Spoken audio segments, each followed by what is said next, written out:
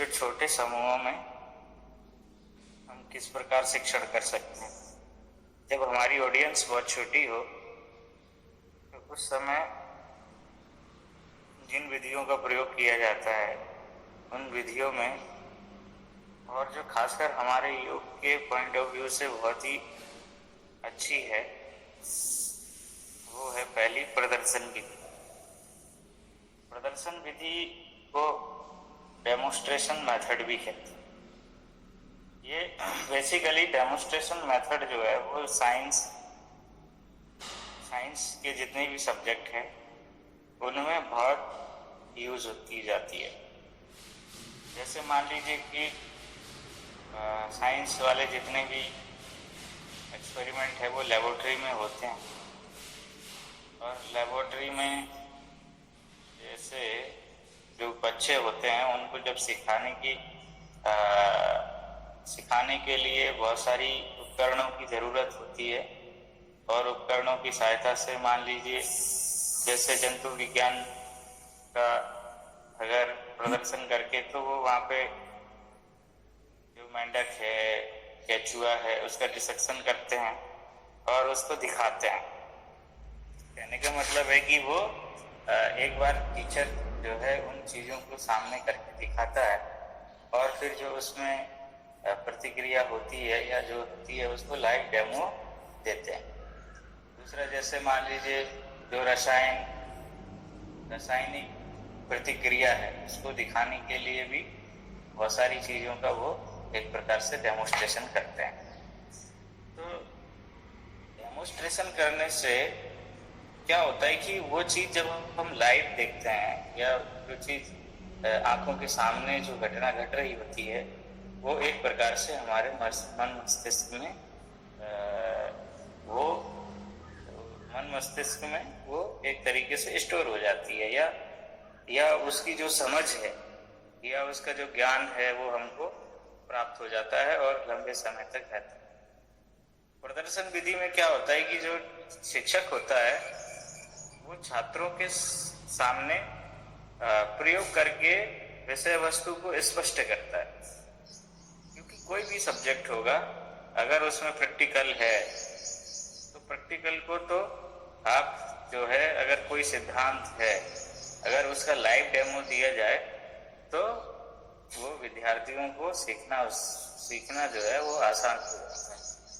तो प्रदर्शन विधि में ऐसा होता है कि प्रदर्शन विधि में शिक्षक और छात्र दोनों जो हैं एक्टिव होते हैं, दोनों सहभागिता करते हैं परस्पर। अध्यापक विद्यार्थियों का सहयोग लेकर एक प्रकार से प्रयोग करता है और विद्यार्थी जो है उसको फॉलो करते हैं। अब जैसे मान लीजिए विज्ञान हो गया, मनोविज्ञान हो गया, चिकित्सा हो गई, भूगोल हो गई, कृषि हो गई आदि जितने भी सब्जेक्ट्स हैं उनमें कहीं ना कहीं इस विधि का प्रयोग किया जाता है। तो खासकर जो हम योग सब्जेक्ट वाले जो भी लोग हैं वो लोग भी इस डेमोन्स्ट्रेशन मेथड का प्रयोग करते हैं। तो हमारे यहाँ पे डेमोन्स्ट्रेशन करने के लिए क्या है, हमारे यहाँ पे जो आसन प्राणायाम की जो तकनीकें हैं हम उसको डेमोन्स्ट्रेट करते हैं। जैसे मान लीजिए कोई शिक्षक है आपको जो है आसन और प्राणायाम सिखा रहा है, तो आसन और प्राणायाम सिखाते हुए वो इंस्ट्रक्शन देता है, लेकिन उसके साथ अगर सामने कोई करके दिखाए तो उसको लाइव जो है डेमो हम लोग कहेंगे। जैसे मान लीजिए आप पद्मासन का अभ्यास कराने जा रहे हैं, तो पद्मासन हो सकता है कि बहुत सारे लोगों ने पद्मासन का नाम ना सुना हो, बहुत सारे लोग पद्मासन के बारे में नहीं जानते हों, लेकिन जो पद्मासन के बारे में जानते हैं वो तो इजी आपके साथ कर लेंगे आपके इंस्ट्रक्शंस को फॉलो करते हुए। लेकिन जिन लोगों ने पद्मासन नहीं किया है या जिनको ज्ञान नहीं है तो वो फिर उसको क्या करना पड़ेगा, उसको हमें प्रदर्शन करके दिखाना पड़ेगा, तो उसको सामने प्रदर्शित करना पड़ेगा। प्रदर्शित करने के लिए फिर आपको जो प्रोसेस है उसको फॉलो करनी पड़ेगी। कि सबसे पहले क्या करते हैं, पद्मासन के लिए दंडासन में आते हैं। दंडासन में आने के बाद जो लेफ्ट लेग है उसको फोल्ड करके दाहिने जंघा के ऊपर रखते हैं, फिर राइट लेग को फोल्ड करते हुए बाई जंघा के ऊपर रखते हैं। इस प्रकार से कमर गर्दन सीधी करके बैठ जाते हैं, या दोनों हाथों को पीछे से क्रॉस करके पैरों के अंगूठों को पकड़ लेते हैं। ये पद्मासन की सही विधि है जो हमारे गिरंड संहिता हठ प्रदीपिका में लिखी गई। तो इस प्रकार से जब आप उसके सामने ये चीज प्रदर्शन करोगे तो वो बहुत ज्यादा इफेक्टिव होता है। कोई भी आसन, कोई भी प्राणायाम, कोई भी बंद, कोई भी मुद्रा, इस तरह की जितनी भी क्रियाएं हैं वो प्रदर्शन के आधार पर ही जो है हम सिखा सकते हैं। मान लीजिए जैसे आप छोटे समूह में या बड़े समूह में भी आप इसका प्रयोग कर सकते हैं। क्यों? क्योंकि वैसे तो ये जैसे मान लीजिए लेबोरेटरी में कुछ बच्चे होते हैं जो उसको लाइव देखते हैं, डेमो को लाइव देखते हैं। तो हो सकता है कि जो लार्ज ग्रुप जब होता है तो प्रॉपर उसको देख ना पाए, क्योंकि जो डेमोन्स्ट्रेशन है वो किसी एक टेबल पे किया जाता है साइंस के सब्जेक्ट से। लेकिन हमारे यहाँ क्या होता है, हमारे यहाँ तो एक बड़ा सा हॉल होता है, उस पर स्टेज होती है और स्टेज के ऊपर जो है शिक्षक बैठे होते हैं। उनका एक जो डेमो देने वाला बच्चा होता है वो भी वहाँ पे बैठा होता है। तो टीचर इंस्ट्रक्शन दे रहे होते हैं, वो लाइव अपना जो है प्रदर्शन कर रहा होता है। कभी कभी जैसे मान लीजिए आप लोग, जरूरी नहीं है कि आप लोगों के पास भी कोई डेमोन्स्ट्रेशन करने वाला, तो ऐसी स्थिति में क्या करना चाहिए? ऐसी स्थिति में खुद को ही डेमो करना चाहिए।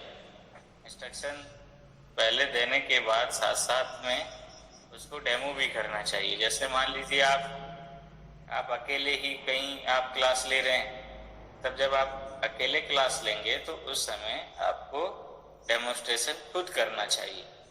अब ऐसा तो है नहीं कि हर बार कोई आपके साथ आएगा, और अगर आप किसी को साथ में रखोगे तो कॉस्टली भी पड़ेगा।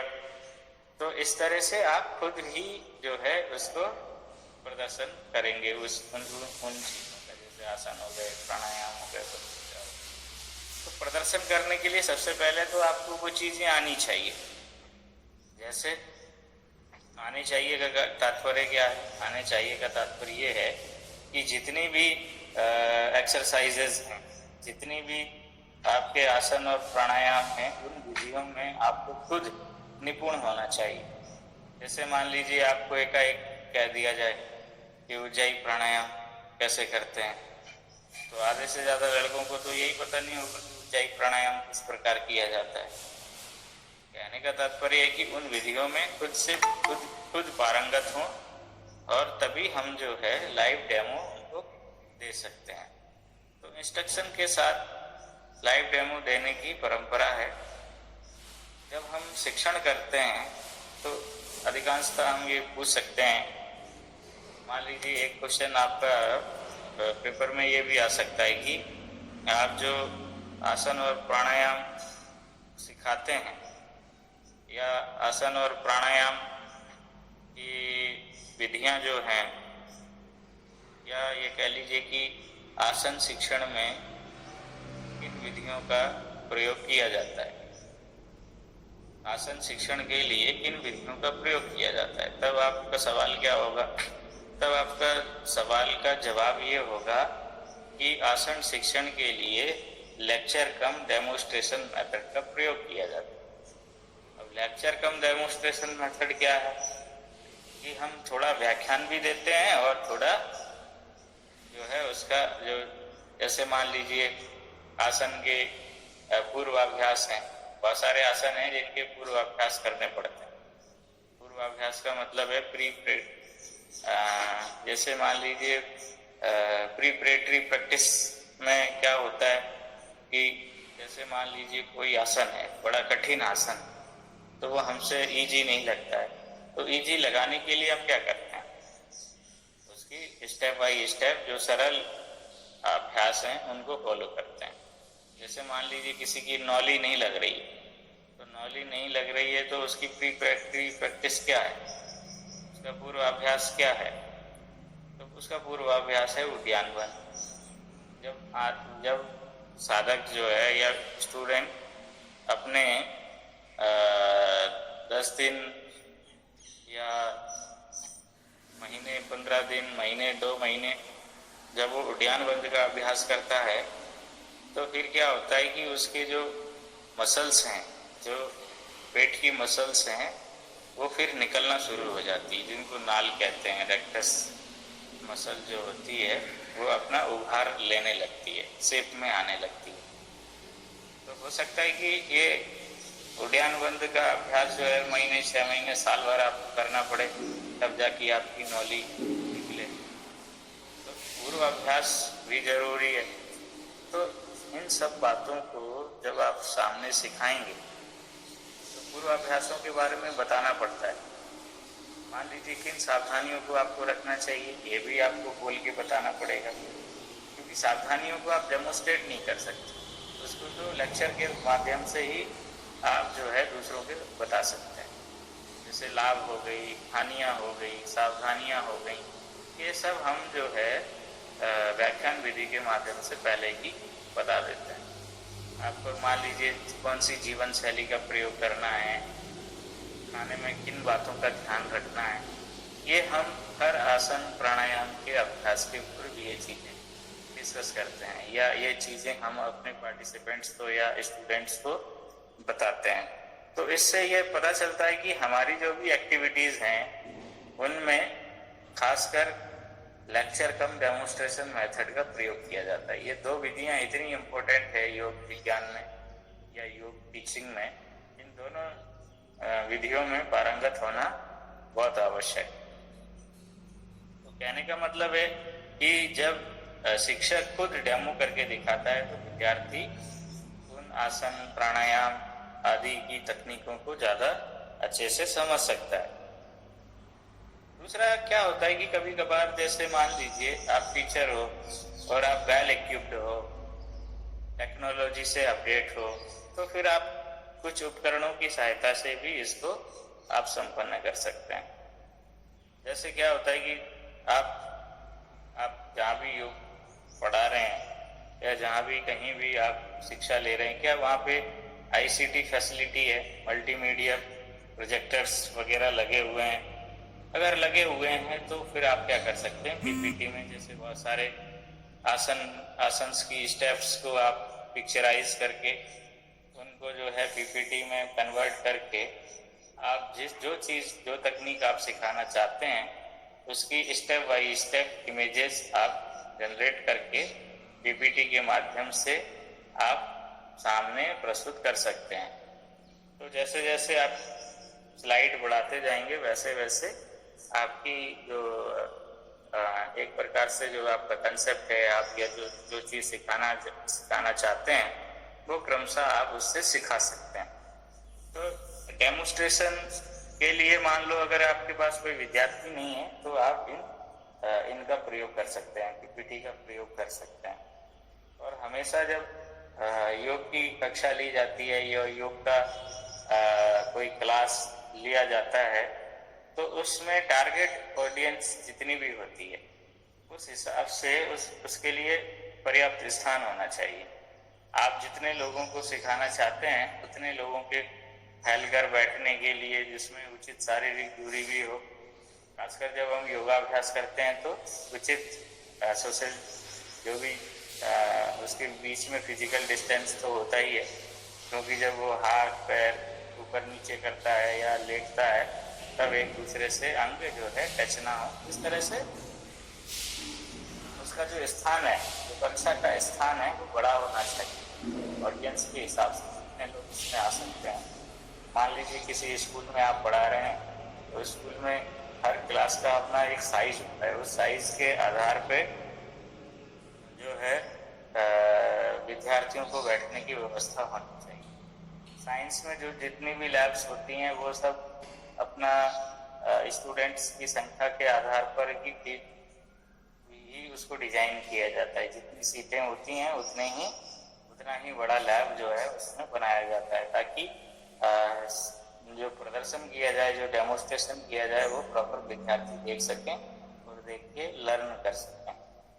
तो क्या होता है कि हमेशा जब जैसे मान लीजिए कुछ ऐसे सुझाव हैं जो अच्छा प्रदर्शन कर सकते हो आप, या डेमोस्ट्रेशन मेथड का भली भांति आप प्रयोग कर सकते हैं, तो उसके लिए कुछ सुझाव हैं। जैसे सुझाव क्या है कि जब भी डेमोस्ट्रेशन किया जाए तो अध्यापक को जो है स्वयं करके देख लेना चाहिए कि वो जो है सही कर पा रहा है कि नहीं कर पा रहा है, या एक बार ये भी देख लेना चाहिए कि जो उसने पीपीटी बनाई है वो प्रॉपर बनाई है कि नहीं बनाई है।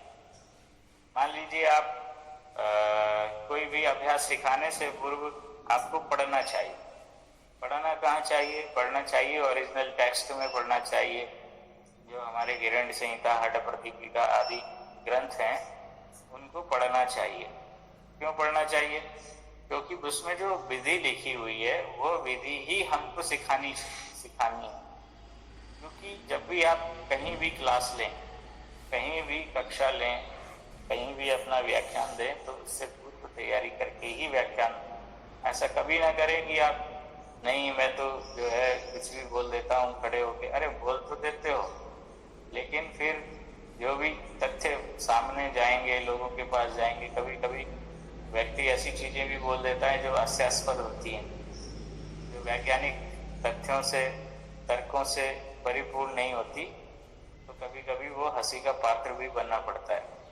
खासकर योग वाले जो विद्यार्थी हैं उनको इस चीज का सामना करना पड़ता है। जो आर्ट साइड के विद्यार्थी होते हैं उन्हें ये मालूम नहीं होता है कि बॉडी में कौन सा ऑर्गन कहाँ होता है। बहुत सारी चीजें हम जब प्रस्तुत करते हैं तो कुछ भी बोलते जाते हैं कि इससे हार्ट भी ठीक होता है, इससे किडनी भी ठीक होती है, इससे ये भी ठीक होती है। तो अनसाइंटिफिक बातें हम करना शुरू कर देते हैं। तो उससे पहले हमें चीजें पढ़ लेना चाहिए कि ये जो आसन है इसका प्रभाव कहाँ कहाँ पड़ रहा है, कहाँ कहाँ पड़ रहा है, मतलब बॉडी के किस पार्ट में खिंचाव आ रहा है। तो जहाँ जिस बॉडी के जिस पार्ट में खिंचाव आ रहा है वहां पे कौन सा ऑर्गन है, या बॉडी के कौन सा सिस्टम जो है उस पर उसका इफेक्ट आ रहा है। तो हमको खुद अपनी चित्रों के माध्यम से, ह्यूमन एनाटॉमी, फिजियोलॉजी के माध्यम से जो बुक्स हैं उनमें देखना चाहिए कि इस पार्ट में, जैसे मान लीजिए आप पश्चिमोत्तानासन कर रहे हैं, पश्चिमोत्तानासन में जब आप करते हो तो कहाँ कहाँ प्रभाव आता है? सबसे ज्यादा उदर पे प्रभाव आता है, पीठ पे, जो हमारा पश्च भाग है। नाम ही इसका पश्चिमोत्तान का नाम पश्चिमोत्तान क्यों पड़ा? पश्च का मतलब होता है पीछे का, पीछे। पीछे क्या है? पीछे हमारी पीठ है, स्पाइन है ना। पश्चिम उत्तान मतलब पश्चिम भाग के उत्थान को पश्चिम उत्तान कहते हैं। तो हम पीछे के भाग को आगे की तरफ तानते हैं, इसलिए ये पश्चिम उत्तान कहलाता है। तो अब जब पश्चिम उत्तान करते हैं तो प्रेशर कहाँ आ रहा है? हमारा प्रेशर उधर पे भी आ रहा है, पैरों के ऊपर भी आ रहा है, पीठ के ऊपर भी आ रहा है। अब आप ये देखिए कि उधर में कौन कौन से ऑर्गन्स हैं जो जिन पे सीधा प्रभाव पड़ रहा है।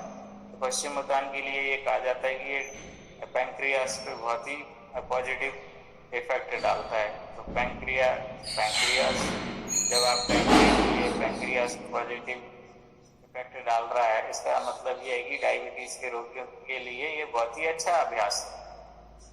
जब आप हार्ट प्रदीपिका, हिरण्य संहिता पढ़ेंगे तो उसमें लिखा है कि ये उदर को पतला करता है, मतलब ये जो है टमी के फैट को भी रिड्यूस करता है। तो इस प्रकार की जब बातें आप करेंगे तो बहुत ही प्रभावी होंगी। तो जब भी आप कभी भी कहीं, चाहे छोटी से छोटी क्लास लेने जाए, चाहे बच्चों को सिखाओ, चाहे कहीं भी सिखाओ, हमेशा जो है हमेशा ये आदत रहनी चाहिए, चाहे आप कितने भी बड़े विज्ञानी हो, चाहे कितने भी बड़े ज्ञानी हो, चाहे आप कितना भी बड़ा रट्टा मार लिया हो, सारे सूत्र रट लिए हो, तब भी आपको क्या करना चाहिए? एक बार पेज पलट के उन चीजों को देखना जरूर चाहिए, और उस कक्षा के लिए या उस जो भी आप सिखाना चाह रहे हैं उसके लिए प्लान जरूर करिए। और मान लीजिए जैसे कभी कभी हम पावर पॉइंट प्रेजेंटेशन का यूज कर रहे हैं, तो वहां पे पूर्व में ही ये तय कर लेना चाहिए या पूर्व में ही ये श्योर हो जाना चाहिए कि ये प्रॉपर वर्क कर रहा है कि नहीं कर रहा है। इसमें प्रॉपर इलेक्ट्रिसिटी है कि नहीं है, और प्रॉपर ये फोकसिंग हो रही है कि नहीं हो रही है, एक बार जो है पूर्व में ही इसका डेमो देख लेना चाहिए। कभी कभी क्या होता है कि हम पूरा ताम झाम लगा देते हैं, लेकिन वो जो है डेमो नहीं हो पाता उसका। डेमो नहीं हो पाने की वजह से फिर जो है नेगेटिव इम्प्रेशन जाता है उसका। तो इस प्रकार से ये चीज़ें देख लेना चाहिए। दूसरी चीज़ ये है कि जब आप डेमो करें तो उसमें स्टूडेंट्स का पार्टिसिपेशन भी होना चाहिए। जब आप करें तब केवल विद्यार्थियों को ये कहें कि आप केवल देखें कि जो प्रोसेस शुरू हो रही है उसमें स्टेप बाय स्टेप हम क्या कर रहे हैं। कोई भी आसन है, अच्छा शिक्षक वो होता है जो स्टेप बाय स्टेप ही बताता है। ऐसा नहीं है कि एक पढ़े लिखे में और एक 15 दिन का योग शिविर करने वाले में बड़ा अंतर होता है। अगर जो 15 दिन का शिविर किया होगा कहीं भी, तो वो क्या करेगा, वो सीधे जो है कोई भी आसन सीधा लगा देगा और कहेगा कि ये अभ्यास आप करिए। लेकिन एक जो लर्नर स्टूडेंट होगा या जो पढ़ा लिखा होगा, जो शिक्षक होगा योग, तो वो प्रॉपर विधि को सीखेगा और प्रॉपर तरीके से ही उसको फॉलो कराएगा। तो सबसे पहले विद्यार्थियों को कहिए कि ये स्टेप बाय स्टेप हमको देखिए, इसके बाद आप खुद डेमोस्ट्रेट कीजिए। जब आप खुद कर लेते हैं तब विद्यार्थियों को कहिए कि आप भी डेमोस्ट्रेट करिए। जब आप देखेंगे तो विद्यार्थी स्वयं डेमोस्ट्रेट करेंगे। तो कभी कभी क्या होता है कि विद्यार्थी डेमोस्ट्रेट तो करते हैं लेकिन वो प्रॉपर नहीं कर रहे होते हैं। तो इस चीज को भी ध्यान में रखिए और उनको करेक्ट कराइए, क्योंकि अगर करेक्ट कराएंगे तो विद्यार्थी जो है करेक्ट सीख लेगा। अगर आप करेक्ट नहीं कराएंगे तो फिर वो जो है गलत ही सीखेगा और गलत ही करने लग जाएगा। तो इसीलिए और प्रदर्शन करते समय ये भी ध्यान में रखना चाहिए कि जितने भी विद्यार्थी हैं वो प्रदर्शन में इन्वॉल्व हैं कि नहीं है, वो प्रॉपर उनको दिखाई दे रहा है कि नहीं दे रहा है, ये भी इम्पोर्टेंट बात है। अगर वो उनको प्रॉपर दिखाई देगा तभी ना वो प्रॉपर करेंगे। तो इसीलिए प्रॉपर दिखाई दे, प्रॉपर करे, इसके लिए ये सुनिश्चित कर लेना चाहिए कि विजिबिलिटी क्लियर हो। और आप जो भी क्लास में टीचिंग करें तो आपकी सीटिंग प्लान या सीटिंग अरेंजमेंट इस प्रकार की होनी चाहिए कि ताकि विद्यार्थी से आपका सीधा आई कांटेक्ट बना रहे और वो आपको पूरी तरीके से देखता रहे। तो प्रदर्शन के दौरान हमें ये ध्यान में रखनी चाहिए कि जो प्रदर्शन करता है या जो टीचर है उसका जो संप्रेषण कौशल है वो बहुत ही उच्च कोटि का होना चाहिए। कभी कभी क्या होता है कि बहुत सारे ऐसे भी इंस्ट्रक्टर होते हैं जिनको डेमोन्स्ट्रेशन करने की आवश्यकता नहीं है, उनके इंस्ट्रक्शन ही इतने जबरदस्त होते हैं, इतने क्लियर होते हैं, इतने क्लियर कट होते हैं कि उन इंस्ट्रक्शन को सुनकर ही आसनों का परफॉर्म करने लग जाते हैं बच्चे। कहने का मतलब है कि आपकी इतनी वॉइस में इतनी क्लियरिटी होनी चाहिए और आपके सेंटेंसेस में भी इतनी क्लियरिटी होनी चाहिए कि जिससे विद्यार्थी आसानी से समझ जाएं और आपके इंस्ट्रक्शंस को फॉलो करते हुए ही उनको जो है एक प्रकार से परफॉर्म करने लग जाएं। तो खासकर आपको क्या करना चाहिए, कम्युनिकेशन स्किल्स को बहुत अच्छा बताना चाहिए, बहुत अच्छी विकसित कर लेनी चाहिए। दूसरी चीज, विद्यार्थियों को उस समय जब आप करा रहे होते हैं और कराने के बाद विद्यार्थियों को क्या करना चाहिए, उसमें शामिल करना चाहिए, उनसे पूछना चाहिए, प्रश्न करने के लिए उनको तैयार करना चाहिए कि भाई कोई समझ में आ रहा है कि नहीं आ रहा है। पूछ लो विद्यार्थियों से कि ये जो विधि हमने बताई है ये आपको समझ आई कि नहीं आई। तो सबसे पहले हमें सिखाना है। सिखाने के लिए सबसे अच्छा ये है कि उनको चर्चा में शामिल कीजिए, चर्चा कीजिए उनसे कि ये चीज, ये विधि इस तरह की है, इसकी विधि इस तरह की है। तो फिर विद्यार्थियों के मन में बहुत सारे प्रश्न होंगे, तो उन प्रश्नों का समाधान भी होगा और जो प्रदर्शन में त्रुटि रह जाती है उसको भी जो है वो पूर्ण हो जाती है। दूसरी चीज है कि प्रदर्शन की जो गति, वो गति ना तो बहुत तेज होना चाहिए ना बहुत स्लो होना चाहिए, वो मीडियम में रहना चाहिए। अगर मान लीजिए आप बहुत ही फास्ट तरीके से योग की विधियों को डेमोस्ट्रेट कर देते हैं तो विद्यार्थी उस फास्ट तरीके की डेमोस्ट्रेशन को लर्न नहीं कर पाता है, उसको सीख नहीं पाता है। तो उस डेमोस्ट्रेशन को क्या करिए, आप स्लो मोशन में करिए, स्टेप बाय स्टेप करिए और डिफाइन करते हुए करिए। तो ये एक प्रकार से ज्यादा प्रभावी होती है। जैसे मान लीजिए और भी आपको क्या करना चाहिए, जैसे मान लीजिए आप जब उपकरणों का प्रयोग करते हैं, कंप्यूटर लैपटॉप के द्वारा स्लाइड प्रोजेक्टर का प्रयोग करते हैं, तो उस समय क्या करना चाहिए, उस समय छोटी मोटी त्रुटियों को ठीक करना भी आना चाहिए। आप ये प्रॉपर कनेक्ट क्यों नहीं है, या हर चीज के लिए आप डिपेंडेंसी शो नहीं होना चाहिए। आपको खुद कनेक्शन करते आना चाहिए, खुद प्लग लगाने आना चाहिए। अगर छोटी मोटी कोई खराबी हो जाए तो उसको सुधारना आना चाहिए।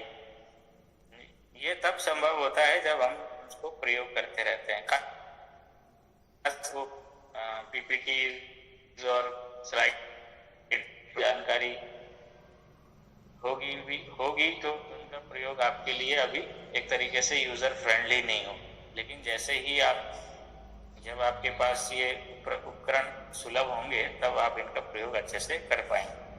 दूसरी चीज ये है कि हम बहुत अच्छा डेमोस्ट्रेशन, बहुत अच्छी चीजें, डेमोस्ट्रेशन मेथड्स को बहुत ज़्यादा अच्छे तरीके से प्रभावी ढंग से उपयोग करने के लिए हम विद्यार्थियों को ये इंस्ट्रक्शन भी दे सकते हैं कि भाई तुम जो है इस मेथड को या इस विधि को आप घर पढ़ के आना।